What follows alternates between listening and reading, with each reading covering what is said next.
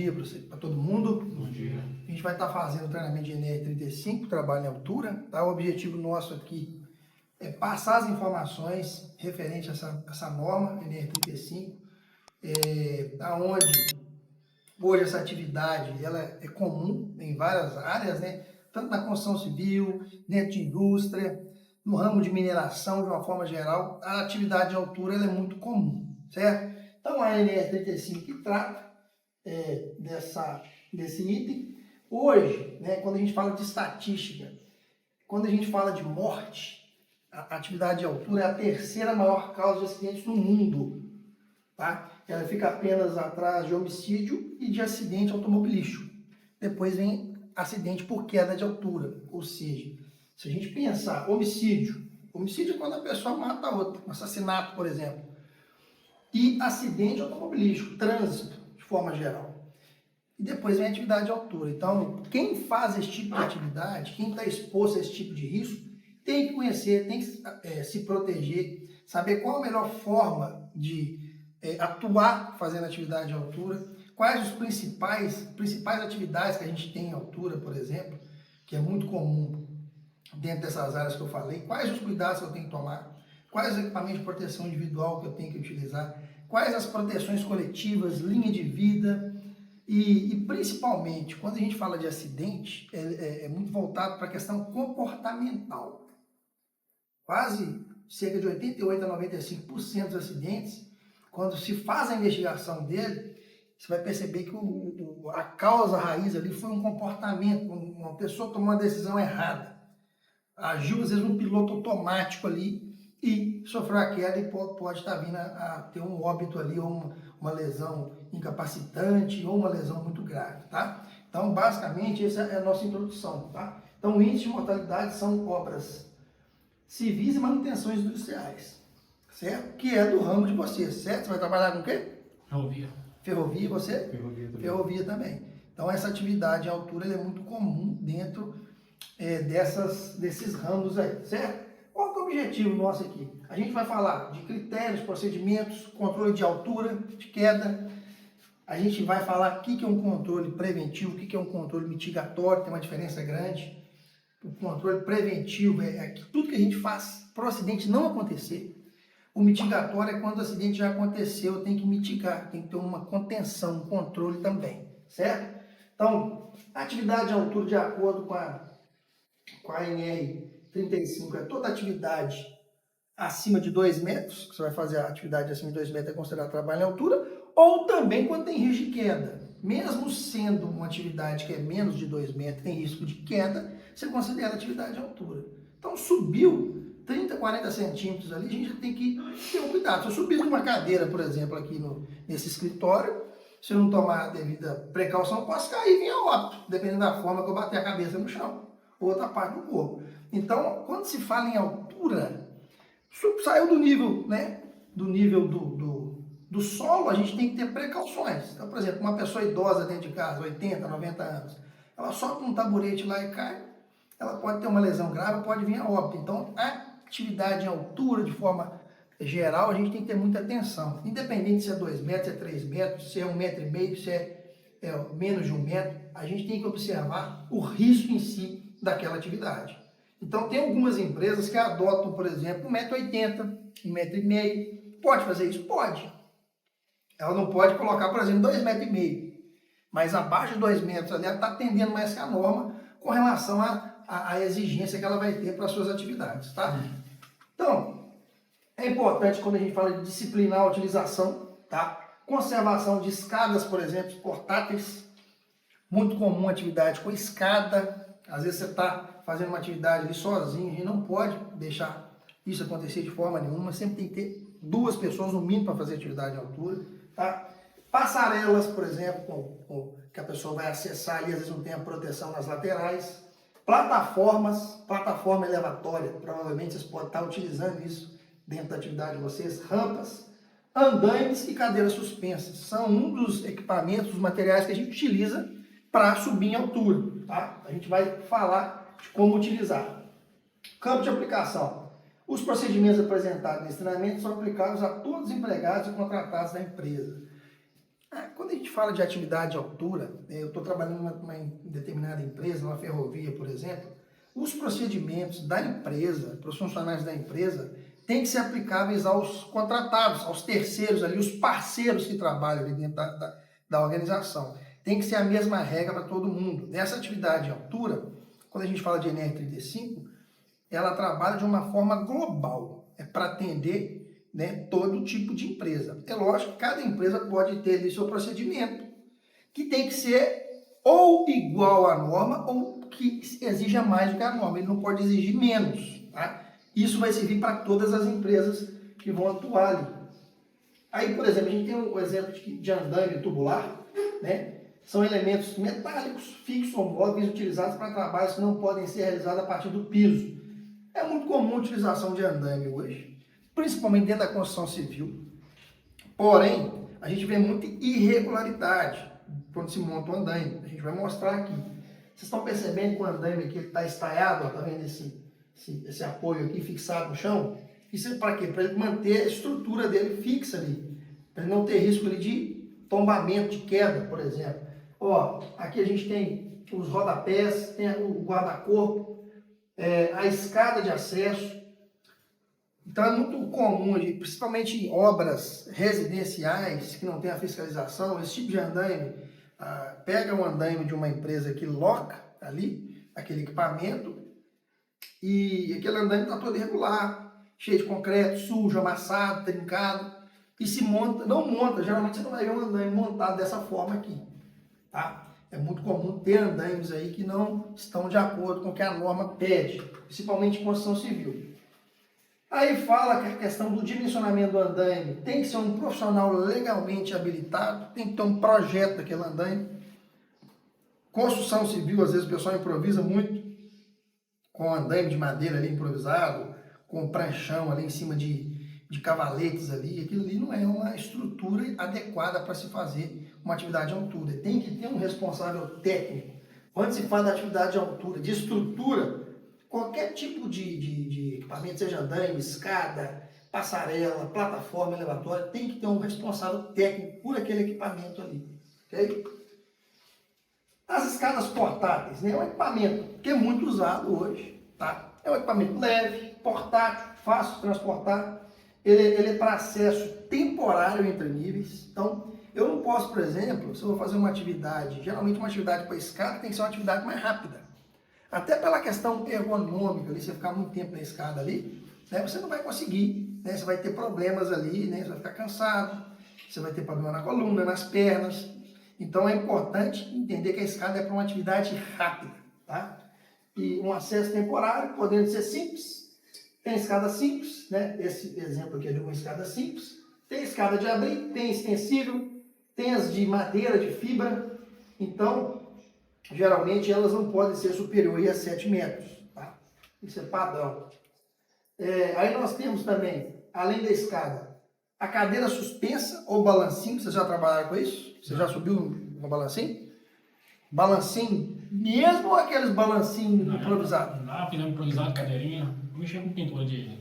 Geralmente pintura, o pessoal aí arruma um esquema com corda, com aquelas madeiras ali. Uma tábua, né? Faz 2 nozão, não. Faz um fio da tábua, 2 nós. Né? Aquilo ali não é regulamentado, né? Aquilo ali é errado. Então, por exemplo, tá vendo essa cadeira aqui? Ela já tem toda uma estrutura, com a linha de vida ali, tem todo um sistema, trava-queda, e essa improvisação pode causar, né, a vida da pessoa ali, dependendo da situação. Então, é um tipo de dispositivo para trabalhar na posição sentada, vai permitir o deslocamento de forma vertical, né? Normalmente descendente, ou seja, de cima para baixo, tá? Por meio de cabo de aço ou de corda. Aí tem que ter um treinamento específico também para fazer esse tipo de atividade, como que utiliza a pessoa, principalmente um treinamento mais operacional dessa cadeira suspensa. Plataforma elevatória. Você já trabalhou com plataforma também? Não. Você já trabalhou? A plataforma elevatória é um dispositivo mecânico, incluindo dispositivo com lança aérea extensível, escadas aéreas, dispositivo com lança aérea articulada, torre vertical ou uma combinação de qualquer deste. Então, a plataforma tem diversos modelos, diversos tipos. Além do treinamento de trabalho na altura, a pessoa que vai trabalhar com plataforma elevatória, ela tem que ter um treinamento específico operacional daquela plataforma, tá? facilita bastante, né, um trabalho, um equipamento ali motorizado.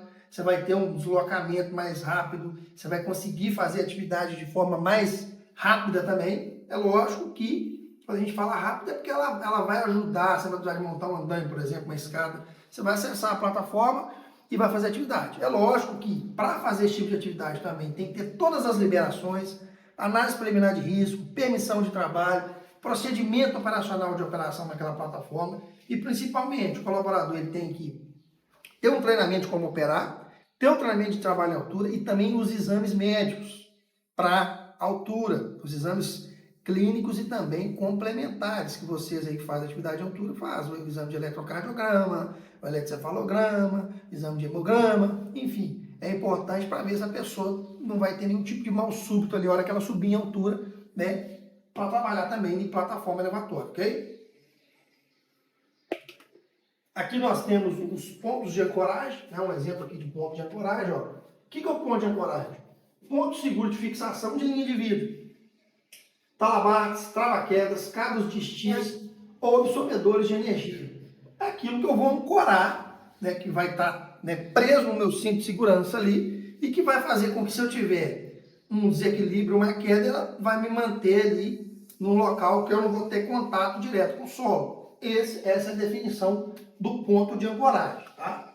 Aí aqui, todos os pontos de ancoragem e estrutura de linha de vida devem possuir memorial de cálculo, estrutura, projeto. Então, por exemplo, a cadeira suspensa lá, não tem um memorial de cálculo, essa que vocês falaram que você já utilizou, né? Uma cadeira suspensa, por exemplo, fabricada, aquela que eu mostrei no exemplo, ela tem um memorial de cálculo, ela tem um responsável técnico que assinou aquilo ali, foi feito teste para aquele material estar sendo utilizado. A mesma coisa dos pontos de ancoragem, né? Ele tem que ser elaborado e aprovado proporcionalmente, legalmente habilitado, ou seja, tem uma notação de responsabilidade técnica para aquele equipamento estar sendo utilizado ali, tá? As principais áreas com risco de queda, a gente tem alguns exemplos aqui, ó.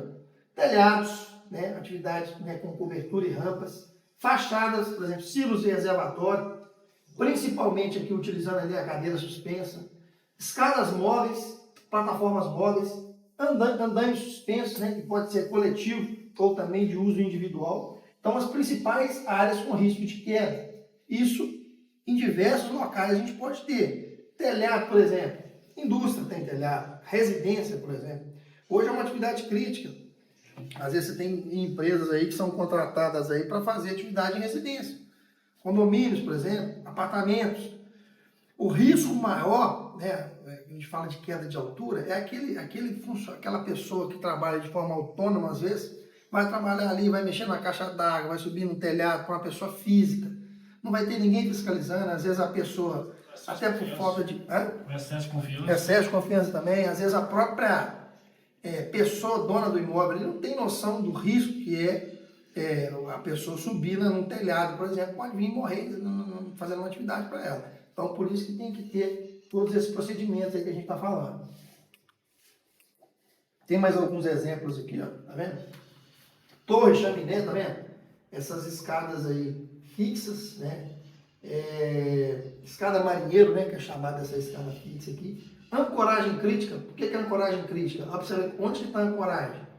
Está abaixo da linha do ombro ali, está abaixo da linha dos pés do colaborador. Se ele tiver uma queda ali, né? Ele vai...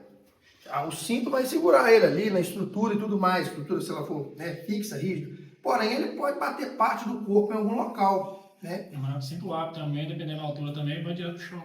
Justamente, se tiver o absorvedor de energia ali, né, dependendo aí, tem que fazer que a gente chama de ZQL, zona de queda livre.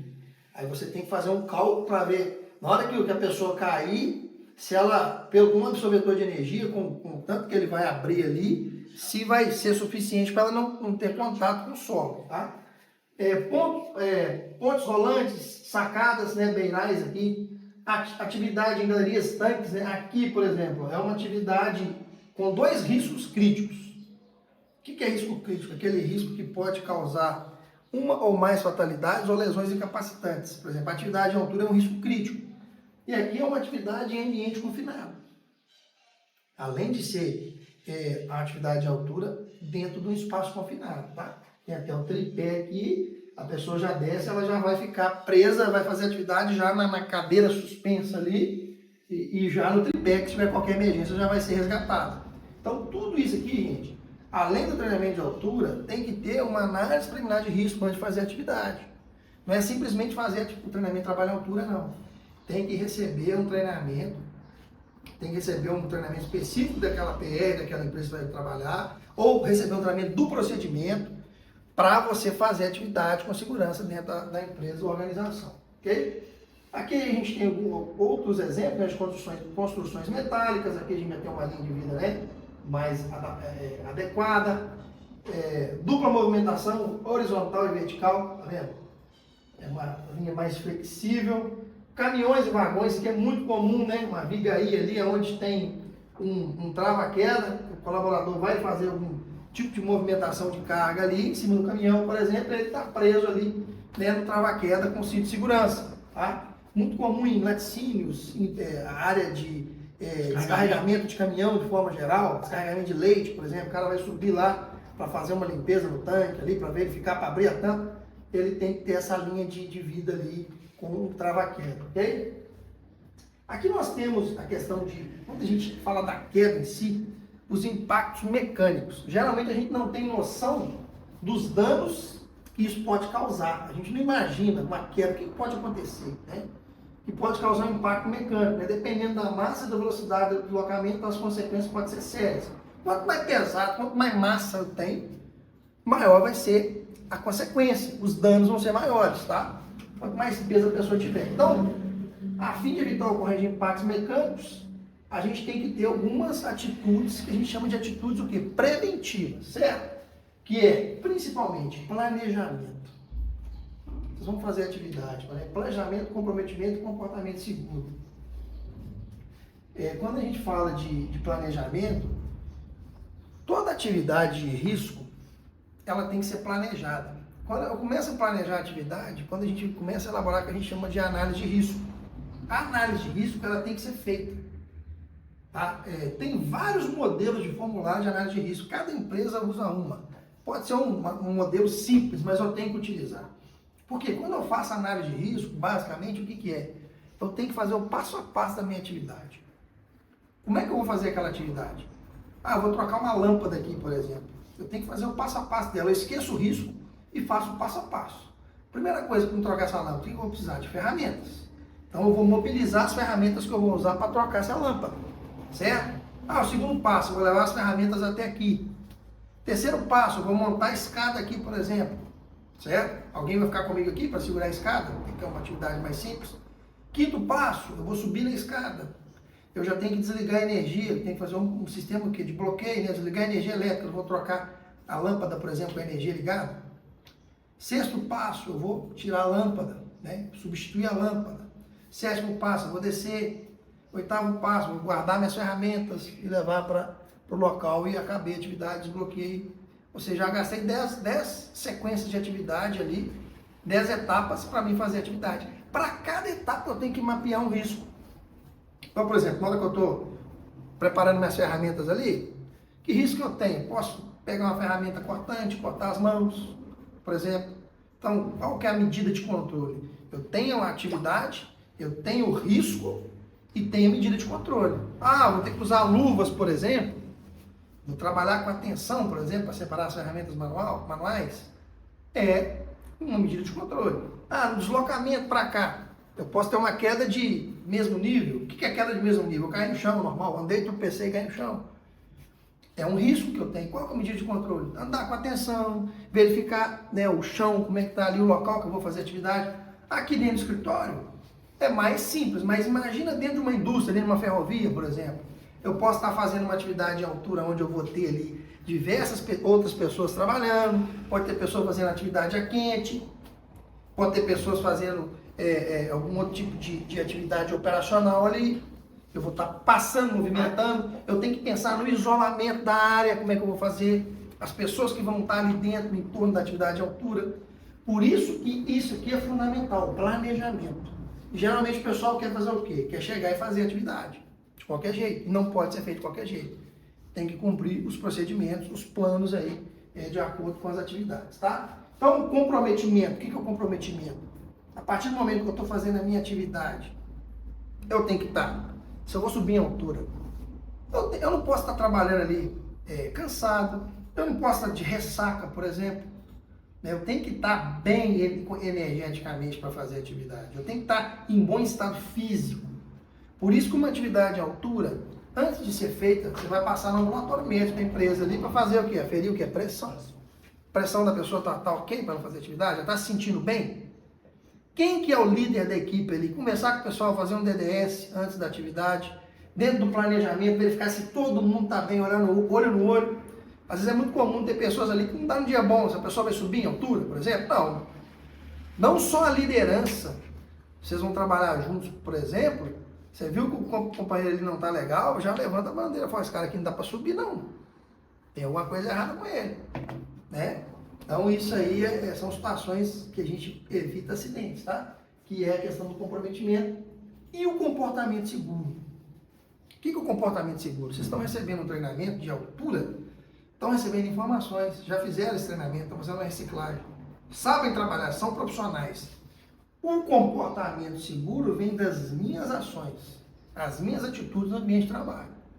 E é uma das causas de acidente, é o comportamento de risco, que é ao contrário do comportamento seguro. Se eu tenho um comportamento de risco, eu estou colocando a minha integridade física e da minha equipe em risco. Então essa questão do comportamento seguro vem muito com relação à falha humana, ao comportamento das pessoas. Quando ele não acontece, né, o comportamento seguro, é uma pessoa que fez algo errado, fora do procedimento.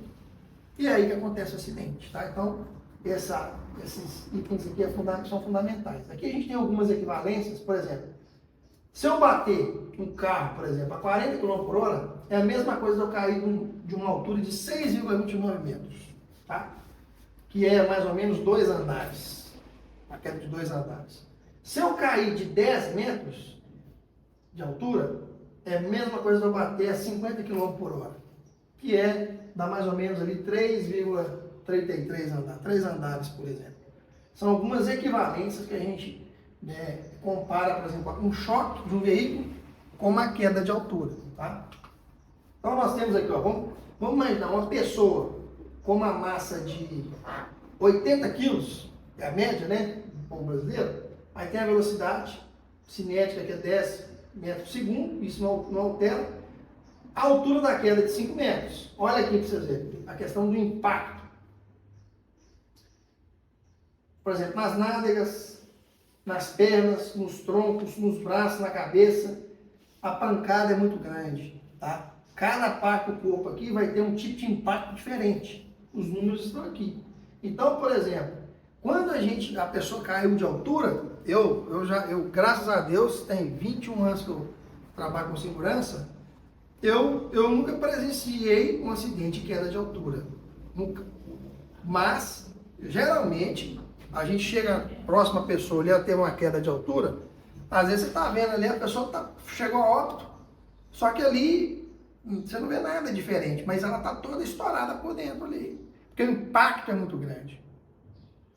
E quanto maior a altura e maior a massa, né, o estrago vai ser maior, certo? Então, por isso que a atividade de altura não é brincadeira, tá? O que significa impacto? Aqui fala que é o valor dinâmico de sua massa, ou seja, se você passasse instantaneamente a pesar este valor aplicado no ponto de contato. O seu peso vai aumentar de forma significativa com relação ao impacto ali, quando você faz essa comparação. Então, por exemplo, uma pessoa de 80 quilos atropelada por um carro com mais de 1.000 quilos, a 60 km, qual seria o impacto? Seria como se a pessoa passasse a pesar 1.280 toneladas, imagina, aplicadas nessa área de contato entre ela e o carro. Tá? Então, é uma pancada muito forte. Ok, pessoal? Então, essa questão quando a gente fala de impacto, é para a gente ter uma noção de que a causa do óbito é o impacto que você vai sofrer, relacionado ao impacto que você vai sofrer. Certo? Por exemplo, você está de carro, quanto maior a velocidade você tiver, o risco de você ter uma fatalidade aumenta. Por isso que nas rodovias ali tem uns limites de velocidade de acordo com o tipo de rodovia ali que você está trafegando, por exemplo, 120, 80 km por hora. Então, mostra que se você estiver naquela velocidade, você vai conseguir ter um controle do veículo, em qualquer situação. Se eu superei aquela velocidade, eu vou perder o controle, e quanto maior a minha velocidade, maior a chance de eu ter um acidente mais grave, certo? Agora aqui nós vamos falar das responsabilidades. O que a gente tem que fazer para que não aconteça esse tipo de impacto, né? Uma queda, por exemplo, de altura. Quando nós falamos aí de segurança do trabalho, o que a segurança do trabalho tem que fazer de forma geral? Técnicos, engenheiros, equipe de segurança. Fazer cumprir a norma NR35. É uma norma que qualquer pessoa, se for no Google lá, digitar NR35, você consegue baixar, ler ela na íntegra, né, ver o que ela fala. Reconhecer os fatores de risco relacionados às atividades, e tipos previsíveis de trabalho ou acesso que podem induzir as exposições ao perigo de queda. Ou seja, eu tenho que, como profissional de segurança, primeiro passo, mapear onde que eu tenho o risco de queda de altura. Se eu estou dentro de uma ferrovia, por exemplo, aonde eu tenho atividade de altura? Primeiro passo, mapear. A partir do momento que identifiquei ali 40 atividades que eu posso ter em altura. Já é um bom sinal, eu já tenho mapeado aquilo ali. Isso é fundamental, tá? É a obrigação da segurança do trabalho. Gerenciar o levantamento de atividades com risco de queda, que eu acabei de falar. Estabelecer datas limites e apontar a pessoa responsável pelas conclusões de ações corretivas, ou seja, a partir do momento que eu mapeei, como que essa atividade é realizada? É uma plataforma fixa que já tem lá? É uma escada que eu vou usar? É andaime, é plataforma? Tem como eu fazer todo esse levantamento? Tem. Né? E também definir até como que vai ser feito, tá? O que vai ser andaime. Essa atividade aqui tem que ser escada, atividade mais rápida. Não, nós vamos definir só a plataforma elevatória para esse tipo de atividade aqui. É mais seguro, é mais rápido também, certo? Então, isso vai depender, por isso que é uma situação que tem que envolver um planejamento. Segurança do trabalho, manutenção, produção, a engenharia, de forma geral, tem que estar junto para estabelecer esses critérios aí, tá? A segurança também participa de reuniões de pré-trabalho. Vocês vão fazer atividade. A parte operacional, vocês vão definir como é que vai ser feita. A segurança tem que estar junto para ver como é que vai ser os controles daquela atividade, tá? Suportar a equipe na busca de melhores alternativas de prevenção de queda. Ou seja, quando a gente fala de risco, a gente tem uma ferramenta que se chama hierarquia de controle. Muitas vezes a gente pensa que o equipamento de proteção individual ele é o mais eficaz. Na verdade, não é. O EPI é a última barreira, ele é o menos eficaz. Quando eu identifico um risco, de acordo com a hierarquia de controle, o que eu tenho que fazer? Tentar eliminar ele. Tem uma atividade em altura aqui, eu tenho que fechar uma válvula ali, tal horário, eu tenho que subir em altura para fechar essa válvula. Tem como eu eliminar esse risco? Por exemplo, se eu pegasse aquela válvula e colocasse ela no nível do solo, por exemplo, eu eliminava aquela atividade de altura. Certo? Não tem como eliminar. Tem como eu substituir aquela atividade? Não tem. Tem como eu implantar medidas de engenharia? Por exemplo, essa mesma válvula que eu vou subir lá 4 metros para fechar ela, eu vou colocar ali uma passarela ali, já com escada, com guarda-corpo e corrimão, e a pessoa vai subir, não precisa de cinto nem nada, que ela já vai estar toda protegida. É uma medida de engenharia.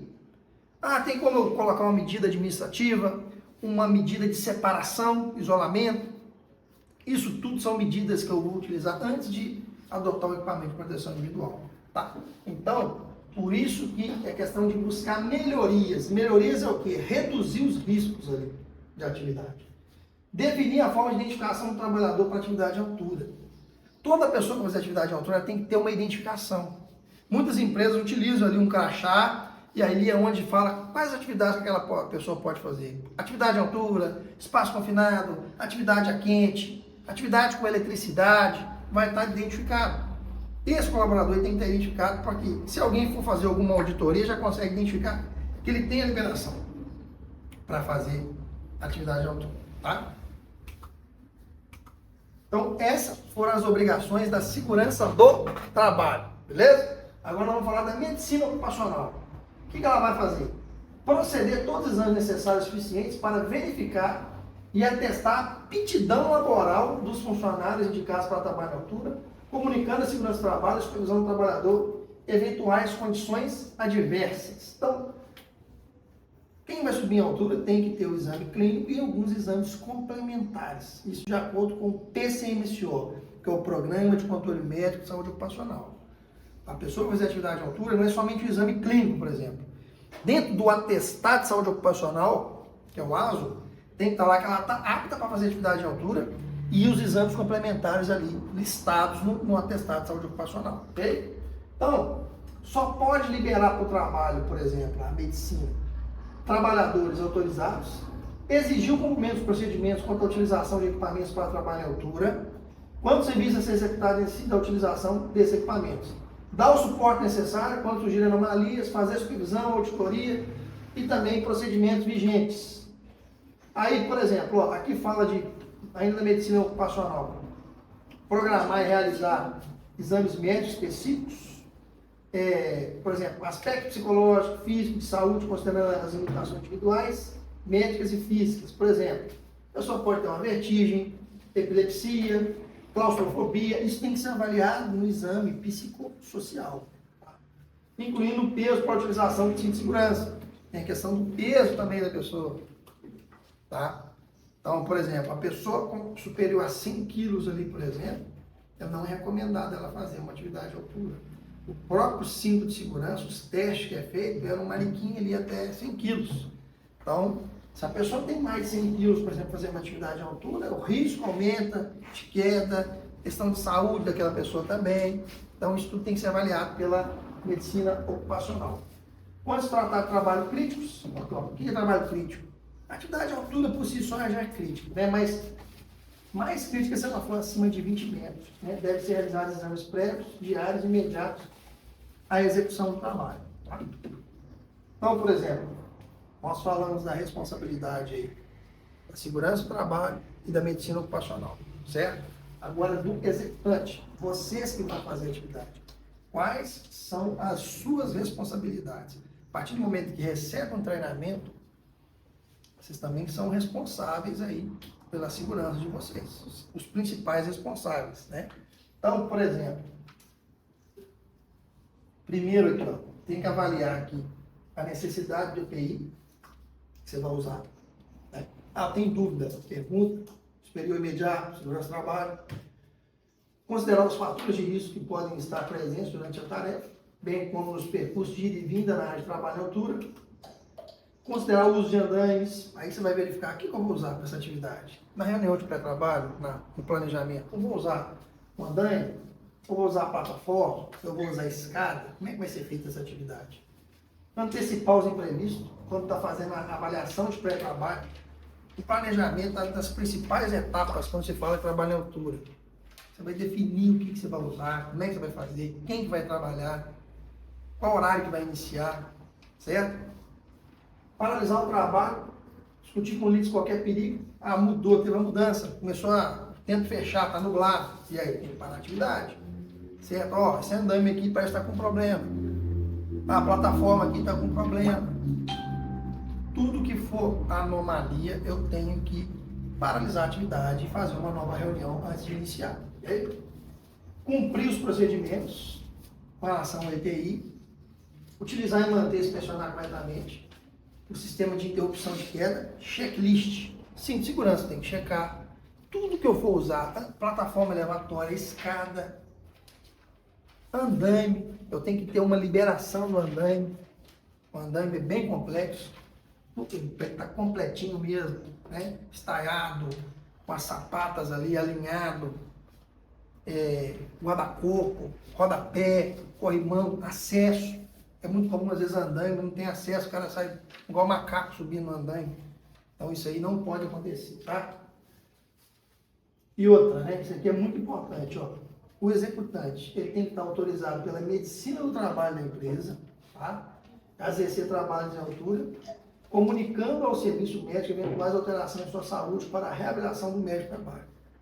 Por exemplo, geralmente um exame você vai fazer anualmente, mas você pode ter algum tipo de problema de saúde nesse intervalo. Descobriu que está com uma doença, por exemplo, ali, que afeta ali o seu estado. Você tem que comunicar, tem que passar por uma nova avaliação. Será que você vai poder fazer atividade enquanto está fazendo esse tratamento de saúde? Às vezes não. Então, e só subir se tiver com os exames em dia, se tiver com o treinamento em dia, se sentir bem, principalmente, para fazer aquela atividade. Tá? Aqui algumas outras responsabilidades. Supervisor responsável da área ou pessoa designada, ele sempre tem que avaliar aí o responsável direto de vocês. Pode ser encarregado, supervisor, líder, cada empresa tem um nome diferente.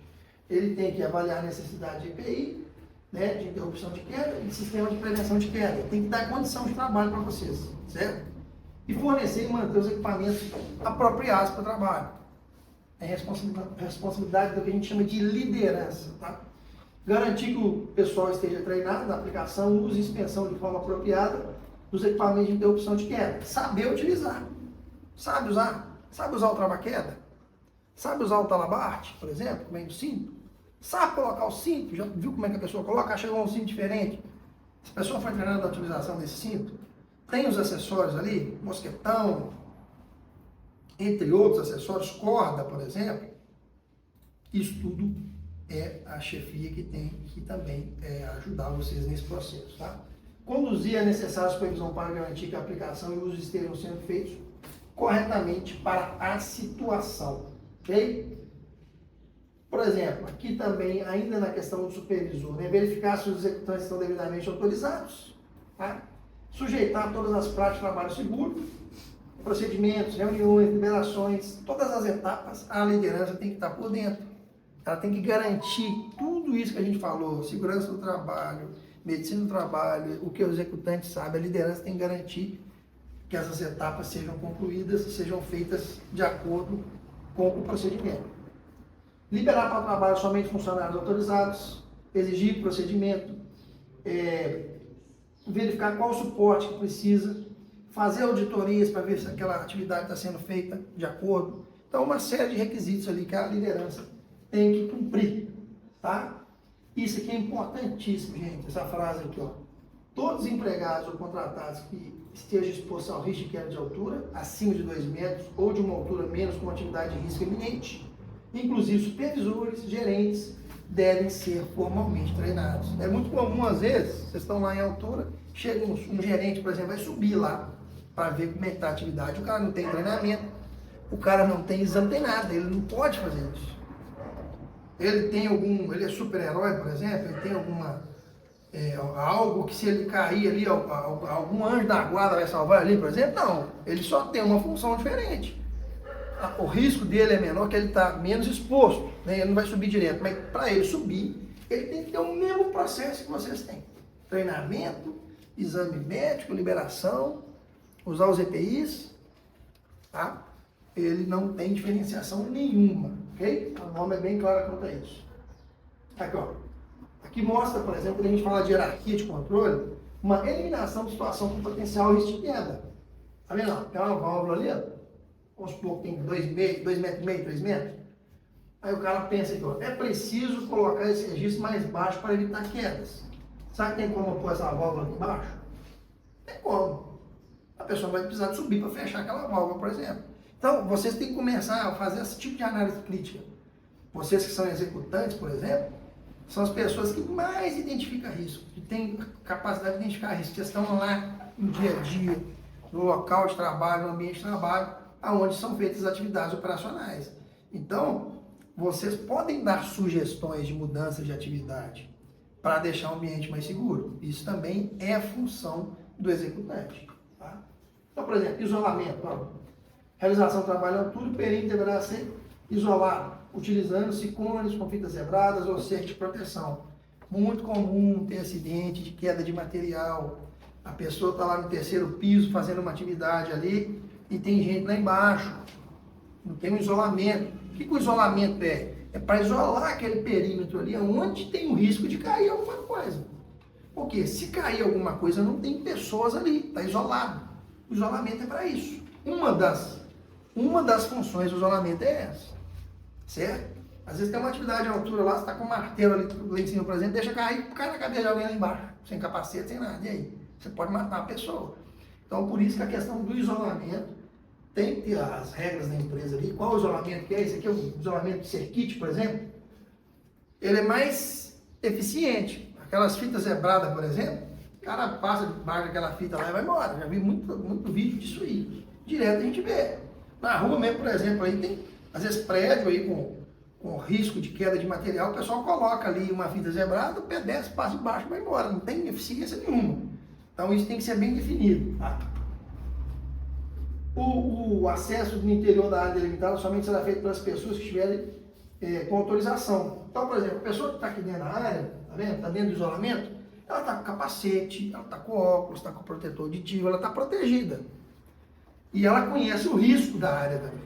Então, ela pode estar ali dentro do isolamento, ela tem que fazer atividade. Agora, a pessoa que não está dentro da atividade é de isolamento para fora, beleza? Aqui a gente mostra a questão de trabalho em escadas, algumas regras gerais. Questão de guarda e conservação de escadas. As escadas, elas estragam, deterioram muito, porque ficam expostas a sol, chuva. Já tem que definir um local para guardar essas escadas, tá? Fora a exposição do sol, da umidade, em geral repousado em ganchos ou paredes. Isso aí tem que já definir um local para pôr. Às vezes o pessoal pega e joga de qualquer jeito, no meio de entulho, no meio de bagunça, aí você tem risco de estragar a escada, risco na hora de pegar, ter contato com algum animal peçonhento que pode ficar ali escondido. Então toda essa parte organizacional é fundamental. Não apoiar escadas em vidros, portas ou locais escorregadios. Pega a escada e coloca no vidro, por exemplo, para limpar. O risco é enorme. Pode escorregar, pode quebrar aquele vidro ali, certo? Ela não tem estrutura nenhuma para manter ela presa, fixa ali. Então ela pode, a pessoa pode cair na hora que estiver fazendo a atividade. Não descer de costas virada para a escada.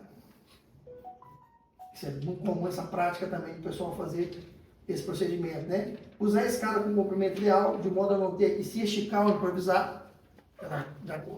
No planejamento, de acordo com a altura do local, qual a escada que eu vou usar? Vocês têm diversos tamanhos de escada, então já saber qual a escada que você vai usar. Uma escada muito grande, uma atividade que a altura é menor, ou vice-versa. Tá? Não subir e descer transportando carga volumosa, escada. Tem aqueles cintos, que a pessoa utiliza ali para colocar porta-ferramentas, que você chama. Então já ajuda bastante. Se você subir com alguma coisa na mão, já vai atrapalhar para você ter acesso à escada. Realizar isolamento na área ao redor da escada também. A escada deve possuir sapatas antiderrapantes. Antiderrapantes porque ela está apoiada para ela não ter o risco de escorregar ali no piso e a pessoa ter uma queda. Os degraus devem estar fixos, limpos e uniformes. Isso é questão de zelo, tá, gente? Tá fazendo atividade, já pegar uma escada. Limpa a escada primeiro, dá uma inspecionada na escada. É lógico que se você já manter ela no local coberto, no local já adequado, você vai pegar, ela já vai estar pronta para uso, mas tem que fazer uma verificação, principalmente se não foi você que utilizou aquela escada no dia anterior. Usar o cinto de segurança preso em estrutura independente da escada. A escada não é para a pessoa utilizar como, por exemplo, um talabarte ali. Tá? A não ser que é uma escada marinheiro, que é fixa na estrutura. Aí, se você não tiver a linha de vida ali, você faz o que a gente chama de macaquear, Você vai macaqueando, vai subindo ali. Aí pode, mas a estrutura é fixa. Uma escada, por exemplo, móvel, eu não posso fazer isso. Okay? Verificar a distância da escada para barramentos elétricos. Isso é muito importante. Escada ali metálica, por exemplo, Você vai fazer uma atividade perto de alta tensão, de fio, de cabo de energia, por exemplo. Já aconteceu diversos acidentes fatais. A pessoa girar uma escada, por exemplo, pega na alta tensão, a pessoa morre eletrocutada ali.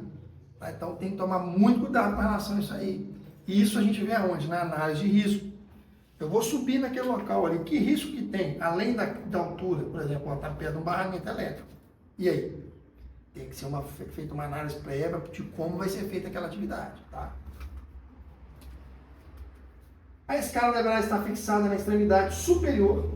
A inclinação deverá obedecer a proporção de 1:3. Vou mostrar isso aqui daqui a pouquinho que esse é 1:3, tá? Então aqui em cima ela tem que estar presa.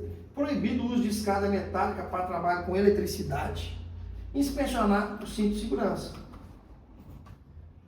O comprimento da escada padrão simples é de 7 metros. Verificar se há local para fixação do cinto de segurança independente da escada. Tá? Os empregados devem estar treinados para trabalhar na altura. Isso aí tudo vocês já sabem. O empregado está se sentindo em perfeitas condições físicas e emocionais antes de subir, por isso que a reunião de pré-trabalho, a ferição de pressão no ambulatório médico, tá? O funcionário foi liberado pela medicina do trabalho? Acabei de falar, ok? Vai dar uma travada aqui.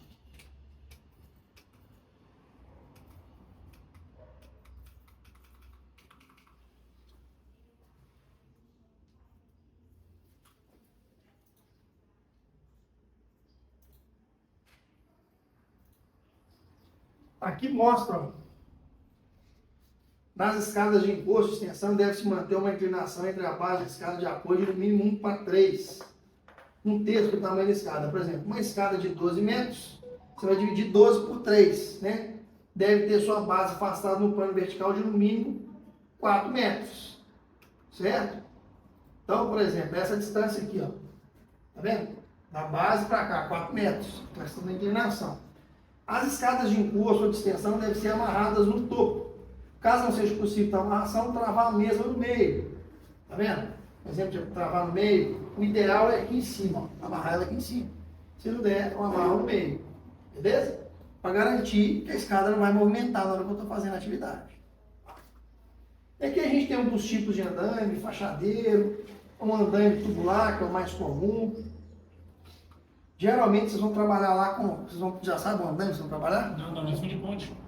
Ponte? Simplesmente lá eu trabalho a altura porque ele está fazendo serviço em cima de ponte. Ou solda ou troca de dormente. Uhum. Aí usa lá, a gente chama um cachorrinho, vou falar. Uhum. Que acopla no trilho, ponto de segurança, você vai e você vai arrastando o equipamento ali. Então, É mais simples a atividade lá. não tem perigo da minha andar. Não tem andando, tem escada, só ponte. Tá. Mas aqui, ó, o andaime tubular.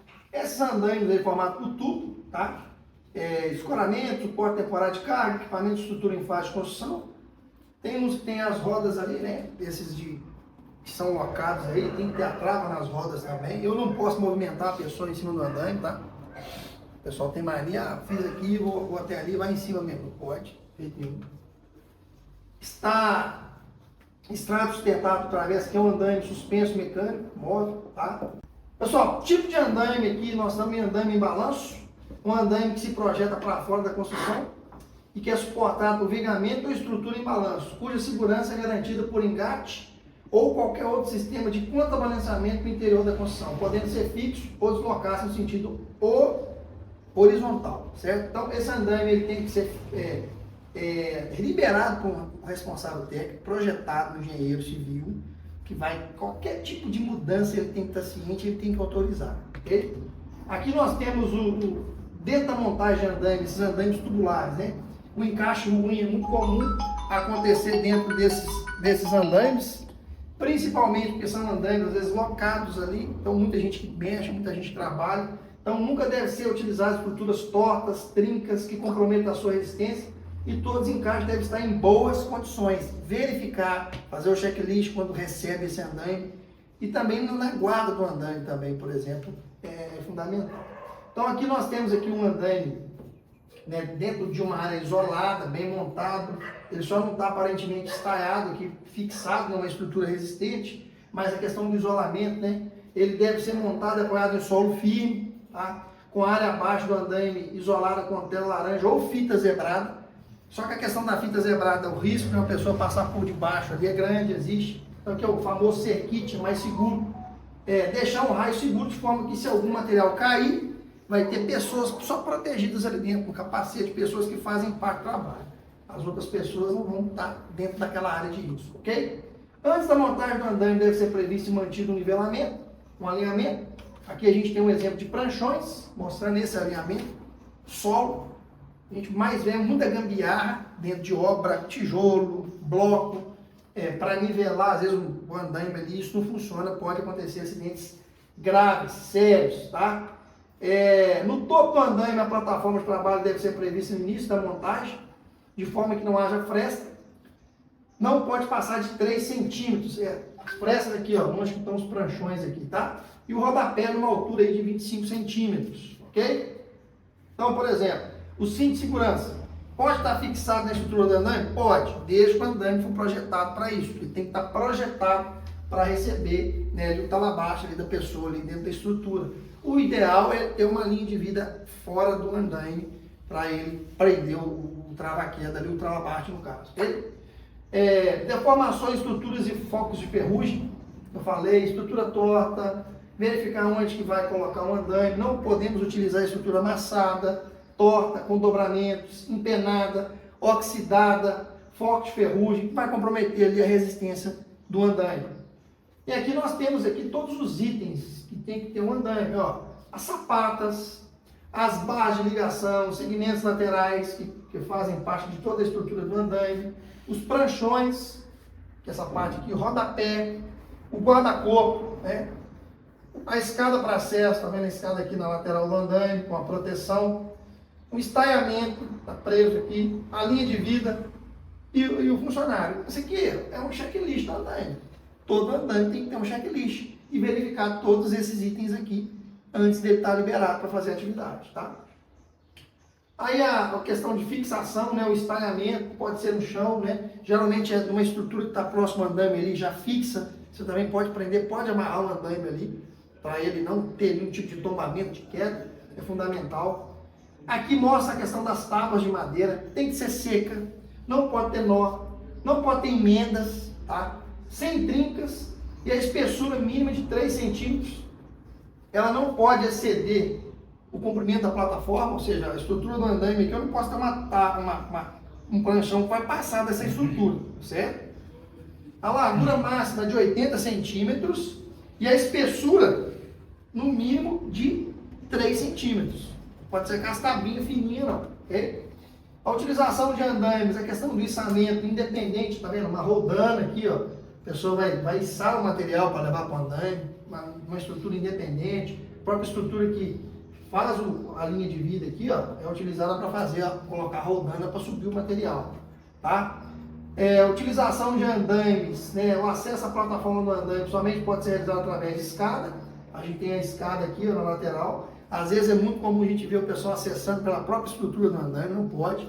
Tem que ter uma escada aqui na lateral para essa pessoa fazer a sua atividade. E essa escada também ela tem que ter uma linha de vida aqui na vertical. Eu vou colocar o meu trava-queda e vou subir, chego lá, eu tiro e passo para o talabaixo, tá? E é necessário todo mundo que vai fazer atividade assinar a permissão, a análise preliminar de risco, ok? É fundamental. E a liderança participar, o responsável, tá vendo? A chefia tem que estar participando, verificando como é que estão as condições de trabalho também, ok? Não posso deslocar um andaime, eu falei isso aqui no início, com o trabalhador sobre ele. Às vezes tem andaime sobre rodas ali, o pessoal quer transportar com uma pessoa em cima, não pode, é expressamente proibido isso, para ganhar tempo, né? Aqui nós falamos da cadeira suspensa, né? Deve ser utilizada com um trava-queda e 5 paraquedistas. Tem um vídeo que a gente vai mostrar para vocês depois da escada cadeira suspensa.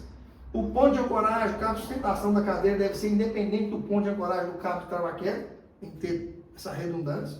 Resistir no mínimo a 1.500 kg, de acordo com a NR18 e a NBR 14751.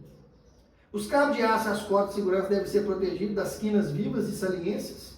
Então, tanto a corda como o cabo de aço tem que ter uma proteção ali na hora que ela vai ter o contato com a quina viva, por exemplo, para não roçar ali aquilo ali, perder a resistência, né? A conexão do cabo de aço à cadeira ao ponto de ancoragem deve ser feita com um cabo independente. Isto é, não se deve usar o cabo de aço da cadeira para amarração. São cabos independentes, ok? Podem ver que tem duas estruturas ali, da cadeira e da linha de vida. E aqui nós temos a cadeira suspensa e sua trava, que é integrada, deve ser preparados para o trabalhador habilitado e protegido por cinto de segurança contra abate de no máximo 2 metros, tá? Ligado à sua argola dorsal ou frontal. O trabalhador só deve sentar essa cadeira com o talabarte ligado ao cinto. Já tem que colocar na hora, você trabalhou com isso, você sabe, tá? O trabalhador só deve soltar as talabartes corrente após ligar seu cinto à cadeira. Para sair da cadeira deve-se fazer o procedimento inverso. No vídeo mostra a pessoa subindo, descendo, como é que é feito, fica mais ilustrativo, mais fácil a pessoa entender também, tá? Aqui mostra o serviço de pipe rack, telhado de pipe rack. O serviço a ser realizado sobre o telhado do pipe rack exige um planejamento prévio, devendo necessariamente ser atendido por alguns itens que a gente vai mostrar. Por exemplo, Montagem de passarelas, escadas, guarda-corpos ou estruturas aí para facilitar a manutenção de telhas, calhas, carabóias, chaminés. Definição dos locais para instalação de cabo-guia de aço para possibilitar o uso de cinto de segurança. Tá vendo? Tem um cabo-guia aqui, o cara usando o cinto de segurança. Os locais aqui para ele acessar, para ele pisar.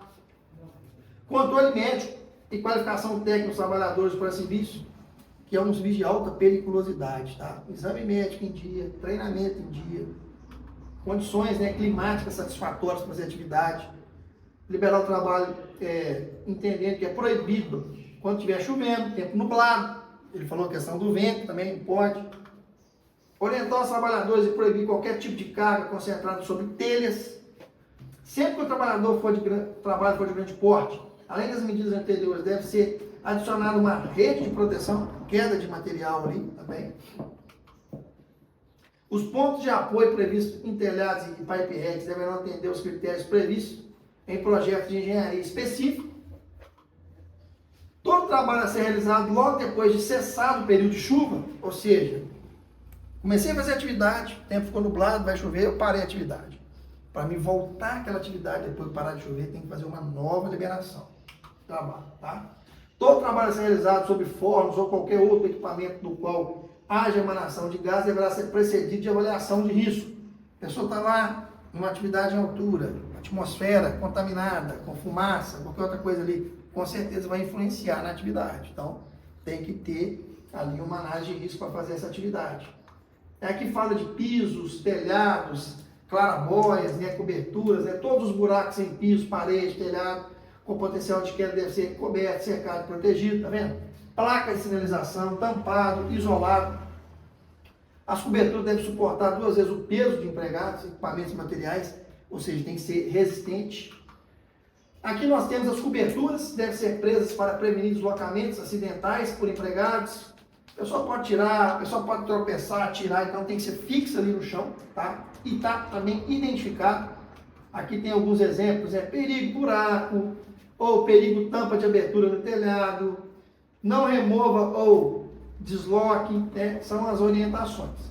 Agora vamos começar a falar das plataformas elevatórias, tá? Que veio aí uma inovação quando a gente fala de atividade de altura, plataforma, tá? Por exemplo, para a operação da plataforma, o funcionário, além do treinamento de trabalho em altura, ele tem que receber o treinamento operacional, tá? E tem que ser liberado pela segurança do trabalho para a utilização dessa plataforma. Os operadores da plataforma deverão estar utilizando os EPIs obrigatoriamente para trabalho em altura, ok? Então, aqui a plataforma, né? Fala a questão do piso antiderrapante, carga máxima, tá? Precauções, EPIs obrigatórios, proibições de treinamento. São os itens que nós vamos falar com relação à plataforma elevatória, beleza? Então, por exemplo, você vai trabalhar lá com ponte, né? Que você falou? Não é ponte volante, não. Ponte normal mesmo. Ponte normal, né? Tá. Então, aqui tem um exemplo de ponte rolante, né? Que é um equipamento móvel também, né? Tem os pontos de ancoragem, carga máxima, sistema de interrupção de quedas, barra ou corrimão. Aqui fala também de torres e postes, que é uma atividade de altura também bem específica, tá? Eu trabalhei em transmissão, montando torre de transmissão. Já trabalhou? Então você trabalhou em poste já. Você utilizava isso. Trabalhei montando castor, tem aqui no meio do mar, nas roças. Aham. Então você já tem bastante experiência em altura. Tem. Um plano de prevenção de quedas exigido ao escalar ou trabalhar em postes, torres ou estruturas similares. Tem que ter um plano de prevenção de queda quando vai trabalhar com poste, tá? Então, por exemplo, o plano, o que tem que ter nesse plano? Escrever o sistema de interrupção de queda, sistema de prevenção de queda ou uma combinação de medidas de controle a serem usadas para garantir que o pessoal esteja protegido e que obedeça a este documento. Então, o plano, gente, é um plano operacional, o plano de prevenção operacional, ou seja, todo mundo que vai subir em poste, por exemplo, tem que entender esse plano, ser treinado nesse plano, assinar um documento, né, de lista de presença ali, que foi treinado no plano, e obedecer aquele plano ali, tá? Vai ser feita as atividades. Então, além da questão do plano de acesso de trabalho com poste, a gente tem aqui também um acesso por corda. Isso é muito prático, tá? Nó em corda, por exemplo. Como é que eu faço acesso por corda? dentro da NR35 fala disso, né? Por exemplo, a técnica de acesso por corda, como conhecemos hoje, ela começou nos anos 80, tá? Não pelas técnicas de escalada ou alpinismo, como muitos acreditam, mas baseadas em um sistema desenvolvido pela espeleologia no final da década de 60. Então, quando a gente fala de acesso por corda, para torná-lo adequado aos requisitos de segurança da base e altura, foi acionada uma segunda corda de segurança de modo que o sistema tivesse um nível de redundância, ou seja, eu vou utilizar duas cordas para ter uma redundância. O que significa espeleologia? A ciência ou esporte que tem como objetivo o estudo e exploração das cavidades naturais do solo, como cavernas e grutas.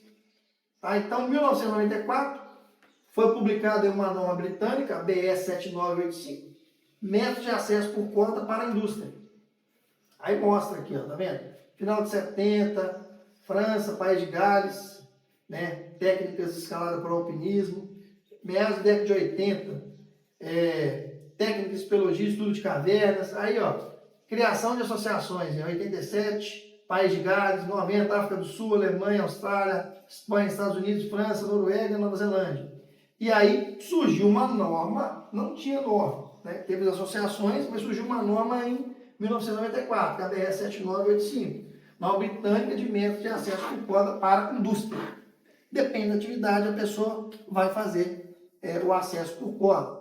Então, o acesso por corda foi inserido na NR35, através da portaria 593, em 2014. Então, tem 10 anos aí que foi inserida essa questão do acesso por corda. Com a crescente utilização no Brasil da técnica de acesso por corda, na última década, conhecido também como alpinismo industrial. Tem empresa especializada nisso aí, que vai fazer atividade com a indústria, tá? A elaboração de normas técnicas nacionais foi uma consequência natural, vista a necessidade de estabelecer requisitos de segurança, qualidade e desempenho. Então, os pontos fortes que têm levado à expansão do seu uso são permitir acesso a locais que apresentem restrições de acesso por outros métodos. Então, geralmente, você não vai conseguir usar plataforma, você não vai conseguir usar andaime, você não vai conseguir usar escada. São locais bem específicos aí e as empresas bem especializadas que vão fazer esse tipo de atividade, né? Além disso, também é uma opção quando outros métodos também resultam em risco maior do que o acesso por corda. Tá? A NR35 considera o acesso por corda a técnica de progressão utilizando cordas com outros equipamentos para ascender, certo?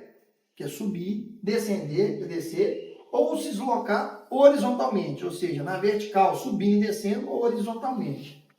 Assim como para posicionamento do local de trabalho, normalmente incorporando dois sistemas de segurança fixados de forma independente, um como forma de acesso e o outro como corda de segurança, utilizando como cinturão de segurança, tipo paraquedista. Tá? Em situações de trabalho em planos inclinados, a aplicação de acesso por corda deve ser estabelecida por análise de risco. Ok? Aí fala, né, o acesso por corda que consta na NR35 não aplica nas seguintes condições. Ó, atividades recreacionais, esportivas de turismo e aventura, não enquadra. Arboricultura, também não. Serviço de atendimento de emergência destinados a salvamento e resgate de pessoas que não pertencem à própria equipe de acesso por corda. Isso aí não vai entrar. Tá? As atividades com acesso por corda devem ser executadas de acordo com o procedimento e conformidade com as normas técnicas, por trabalhadores, isso aqui é muito importante, ó, trabalhadores certificados em conformidade com as normas técnicas nacionais vigentes de certificação de pessoas. Vai entrar em vigor, já entrou em vigor em novembro de 2014, tá? Então, tem que ter uma certificação. Vocês, por exemplo, não podem fazer esse tipo de atividade, não. Tá? Por equipe constituída de pelo menos 2 trabalhadores, sendo um deles o supervisor. Durante a execução da atividade com corda, o trabalhador deve estar conectado a pelo menos 2 cordas em pontos de ancoragem independentes, certo? Que é a questão da redundância, que a gente falou no início aqui. A execução da atividade com o trabalhador conectado a apenas uma corda pode ser permitida se atendidos cumulativamente os seguintes requisitos. Ele pode utilizar apenas uma corda, mas tem que atender esses 2 requisitos aqui, ó. For evidenciado na análise de risco que o uso de uma segunda corda gera um risco superior. Tá? E sejam implementadas medidas suplementares previstas na análise de risco, que garantam um desempenho de segurança no mínimo equivalente ao uso de 2 cordas. Ou seja, análise de risco, equipe de pré-trabalho para estar fazendo tomando essa decisão. As cordas utilizadas devem atender aos requisitos das normas técnicas. Os equipamentos auxiliares utilizados devem ser certificados de acordo com normas técnicas nacionais ou, na ausência dessas, de acordo com normas internacionais. Então, na inexistência de normas técnicas internacionais, a certificação por normas estrangeiras pode ser aceita desde que atendidos os requisitos previstos na norma europeia. Os equipamentos e cordas devem ser inspecionados nas seguintes situações. Toda vez antes de eu utilizar, eu tenho que inspecionar, tá? Checklist dela. Periodicamente, com periodicidade mínima de 6 meses. Em função do tipo de utilização e exposição a agentes agressivos, o intervalo entre as suspensões deve ser reduzido. Depende do ambiente, do local que eu vou trabalhar, conforme as recomendações do fabricante ou critérios estabelecidos na análise de risco ou também no procedimento operacional.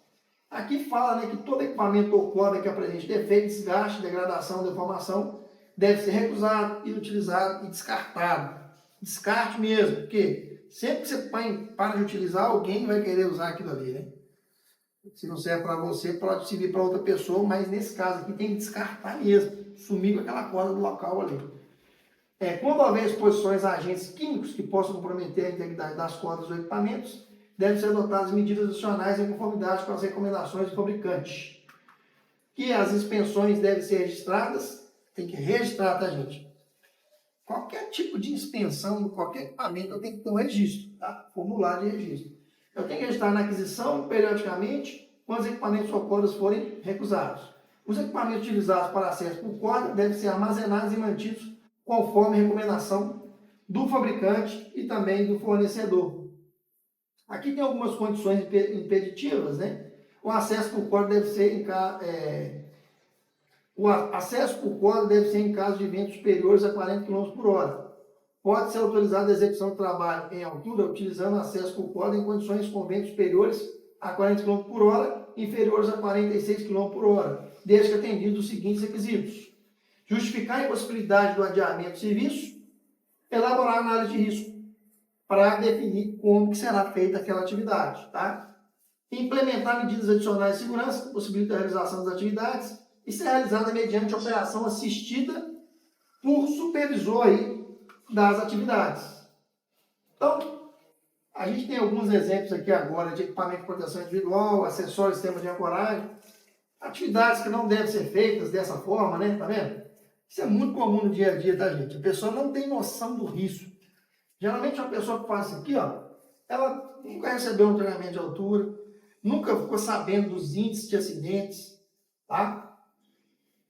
Aqui já é uma área mais industrial ali, né? Mas pelo jeito que a pessoa está vestida ali também, ela não tem muita noção, né, com relação às atividades. Com relação ao EPI e sistema de ancoragem, quando a gente vai fazer aquisição e também periodicamente deve ser efetuadas as inspeções dos EPIs, tá? Acessórios, sistema de ancoragem, toda vez que tiver algum defeito, tem que descartar aquele equipamento de proteção individual, ok?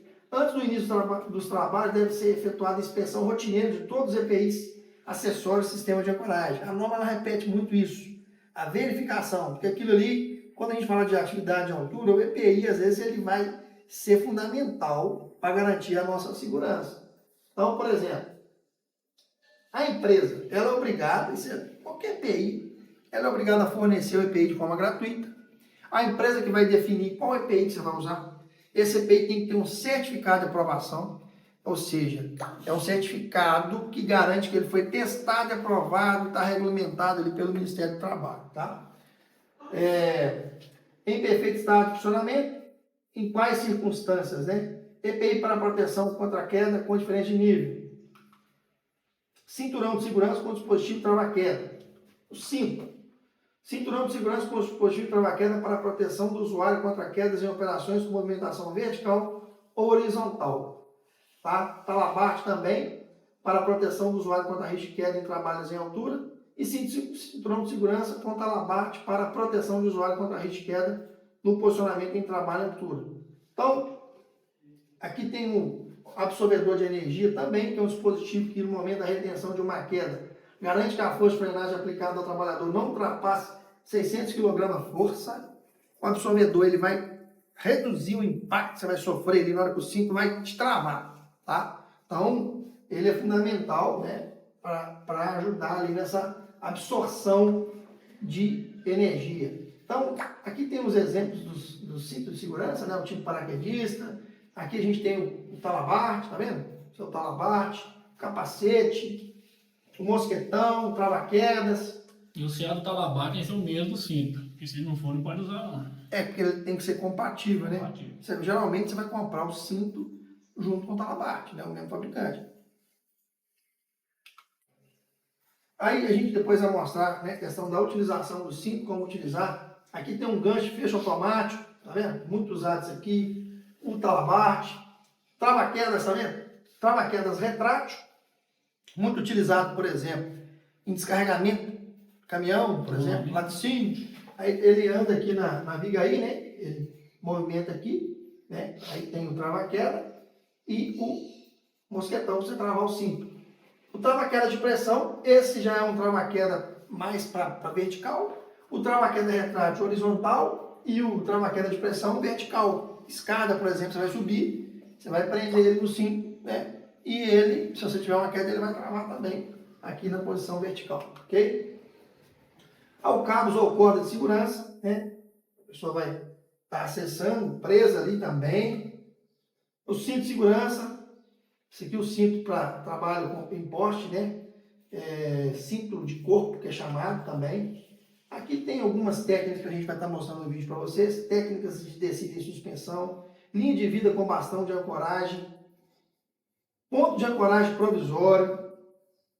Aqui tem a questão de inspeção e teste, que é muito importante. Toda vez que a gente recebe um equipamento de queda, antes de colocar em serviço, a empresa tem que garantir, fazer uma inspeção, né, verificar fabricante, manutenção, de forma geral, seja escada, seja cinto, a gente tem que fazer essa verificação. E aqui os nós, né, aí que mostra o nó 8 simples, o nó em 8 duplo, tem um vídeo também que mostra, também na prática é importante a gente, né, se precisar utilizar esses nós, né, nó em 8 guiado, tem um passo a passo, né, nó blocante, aí tem um vídeo de tipos de nós, ok? Então esse é o treinamento de NR35, a parte teórica do treinamento, né? A gente vai ter que fazer a parte prática também, mas basicamente é isso. Dúvidas, perguntas? Tá tranquilo? Beleza, então. Obrigado, pessoal. Até o próximo treinamento.